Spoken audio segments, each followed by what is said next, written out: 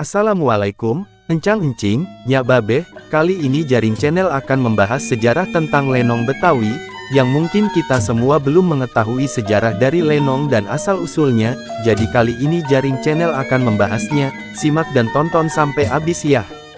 Bagi yang belum subscribe, bantu channel dengan cukup subscribe, like, dan share. Ya sudah, yuk mari kita bahas.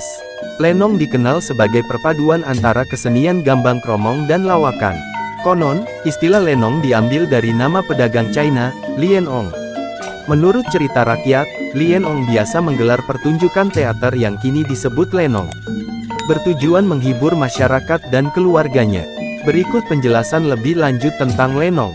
Pengertian lenong. Lenong adalah kesenian teater tradisional, atau sandiwara rakyat Betawi yang dibawakan dalam dialek Betawi, berasal dari Jakarta. Kesenian tradisional ini diiringi musik gambang kromong dengan alat musik, seperti gambang, kromong, gong, kendang, kempor, suling, dan kecrek, serta alat musik unsur Tionghoa, seperti tehian, konghayan, dan sukong. Lakon atau skenario lenong umumnya mengandung pesan moral, seperti menolong yang lemah, serta membenci kerakusan dan perbuatan tercela. Adapun bahasa yang digunakan dalam lenong adalah Melayu atau dialek Betawi. Sejarah lenong. Lenong berkembang sejak akhir abad ke-19 atau awal abad ke-20. Kesenian tersebut merupakan adaptasi dari masyarakat Betawi atas kesenian serupa seperti komedi bangsawan dan teater Stambul yang sudah ada saat itu.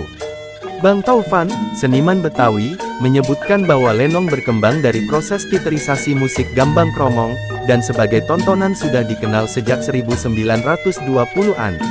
Lakon lenong berkembang dari lawakan tanpa alur cerita yang dirangkai, hingga pertunjukan semalam suntuk dengan lakon panjang dan utuh. Mulanya, kesenian ini dipertunjukkan dengan mengamen dari kampung ke kampung. Pertunjukan ini diadakan di udara terbuka tanpa panggung. Ketika pertunjukan berlangsung, salah seorang aktor atau aktris mengitari penonton sambil meminta sumbangan sukarela. Selanjutnya, lenong mulai dipertunjukkan atas permintaan pelanggan dalam acara di panggung hajatan, seperti resepsi pernikahan. Baru di awal kemerdekaan, teater rakyat ini murni menjadi tontonan panggung. Setelah sempat mengalami masa sulit, pada 1970-an kesenian lenong yang dimodifikasi mulai dipentaskan secara rutin di panggung Taman Ismail Marzuki, Jakarta. Selain menggunakan unsur teater modern dalam plot dan tata panggungnya, lenong yang direvitalisasi tersebut menjadi berdurasi 2 atau 3 jam, dan tidak lagi semalam suntuk. Jenis lenong ada 2 jenis lenong. Lenong Denes. Kata Denes berasal dari dialek Betawi, berarti dinas atau resmi. Para aktor dan aktris umumnya mengenakan busana formal. Kisahnya yang dibawakan berlatarkan kerajaan atau lingkungan kaum bangsawan. Lenong Denes umumnya menggunakan bahasa yang halus. Lenong preman. Dalam jenis lenong ini, busana yang dikenakan tidak ditentukan sutradara, dan umumnya berkisah tentang kehidupan sehari-hari. Bahasa yang digunakan biasanya sehari-hari. Kisah yang dilakonkan lenong preman biasanya tentang penindasan rakyat. Pertunjukan lenong Betawi ada 4 bagian, yakni teknis pementasan, meliputi penyutradaraan, plot, struktur, sifat cerita. Kedua bentuk pementasan meliputi selingan, warung kopi, mencakup dialog dan monolog, musik, nyanyi, tari, dan lain-lain. Ketiga, tata pentas yang terbagi dalam panggung, dekorasi, kostum, dan alat musik. Keempat, membicarakan struktur organisasi dan keuangan. Pementasan lenong Betawi meliputi pembukaan, hiburan, lakon dan cerita.